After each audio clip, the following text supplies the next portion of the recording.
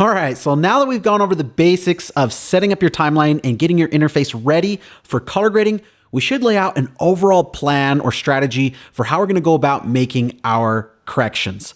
Now, I know that color grading an entire project can be intimidating. You might ask yourself, where do I even start? Well, the workflow that I'm about to lay out for you will give you a systematic order of steps to help you with organization, speed, and efficiency in your color grading. Now, we haven't covered how to use the color tools in Premiere just yet, so some of what I'm about to do in this tutorial may seem a little foreign to you, but that's okay. Right now, I'm only concerned with revealing to you these workflow steps so that you're able to see the big picture. Then we'll repeat this workflow by putting it into practice as we go through the rest of this academy. Once we have a good foundation for how we go about grading, we'll get right into using the tools. Now, the color grading workflow is divided into 4 stages, each with its own unique set of tasks or goals. In the first stage, we create our base correction. We'll first perform our primary corrections for exposure and color balance. Then we'll use secondary color corrections that will allow us to finesse colors within our shots. Then we'll use additional secondary tools to add focus to our subjects and, in effect, relight our shots if needed. The next stage is color matching, where we'll create shot-to-shot continuity throughout our project. When the contrast and color matches for all the shots in the project, it'll make applying an overall look incredibly easy. Next is the grouping stage, and this is the linchpin in this color grading workflow that allows us to work correctly and efficiently. By grouping the shots together, it allows us to apply an overall look over top of our base correction as sort of a filter effect. And if we've done a great job with our shot-to-shot matching, this will ensure that our clips match even after the look has been applied.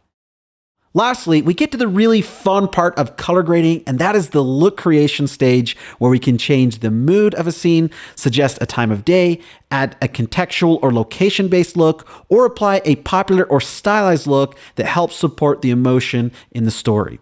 Okay, before we put this workflow into practice, I want to take a look at the Lumetri color panel.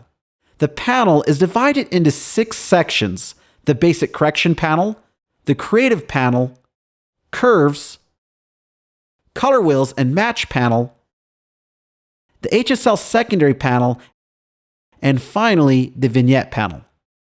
The way that the panels are laid out, Premiere encourages you to work in a top to bottom fashion. But I found that for many or even most projects, you may not follow this order of operation. In some shots, you may skip a panel or multiple panels entirely. So just keep that in mind, that you're not limited to correcting in the stacking order that Lumetri lays out. Okay, so going back to the color correction workflow, the first step is to adjust for exposure. I'm going to use the basic correction panel to improve the contrast and exposure of this image. Now we move on to color balance, and I'll adjust this with the temperature control and add a little saturation as well. The next step is to adjust colors in the shots using secondary correction tools. In this case, the yellow flower in the foreground is definitely drawing too much attention to itself. So I'll go into the curves panel and use the hue saturation curve. I'll make a point in the yellow vector and drag down, and then increase the width of the selection to include all of the flower. The last step in this stage of the workflow is to add focus to our subject by, in effect, relighting the scene. Based on the framing of this shot, this clip won't benefit from the Lumetri secondary tools for relighting.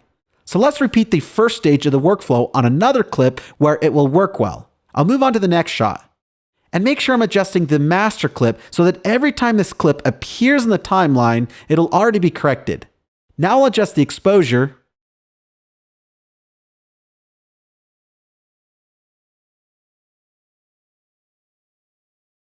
color balance,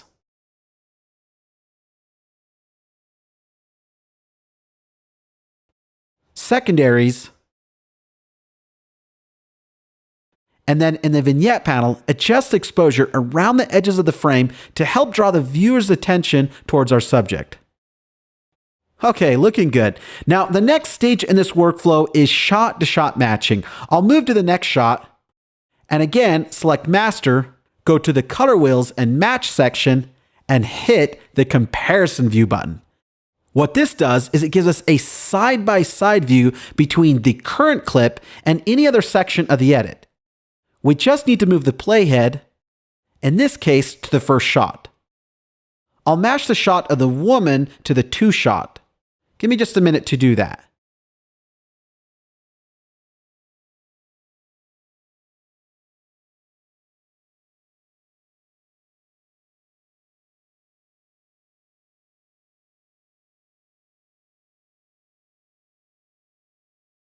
Then I'll play through the timeline to make sure that everything is matching well. The next stage of the workflow is the grouping stage. What we want to do here is apply the same uniform look across the entire scene where the clips match. This is done by using an adjustment layer. I'm going to click on the project panel and then go to File, then New Adjustment Layer.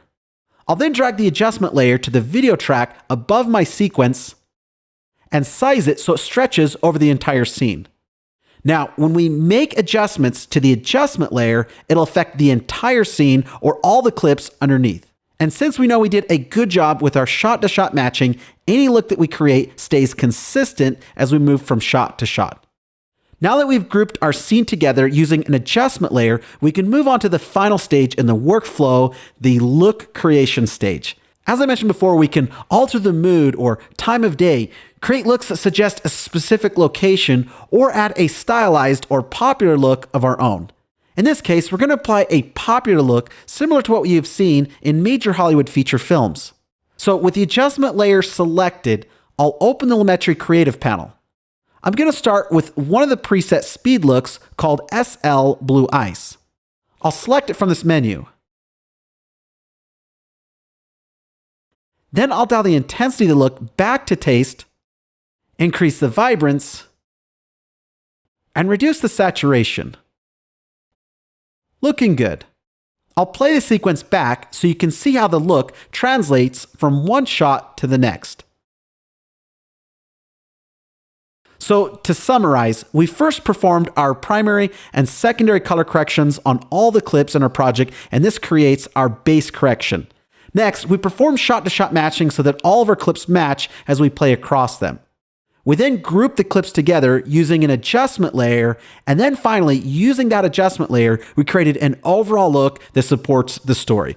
Well, I hope this tutorial has helped you to understand how to follow a proper color grading workflow. Now that we know what steps to follow, we can now dive into the other color tools in Adobe Premiere. Thanks for watching.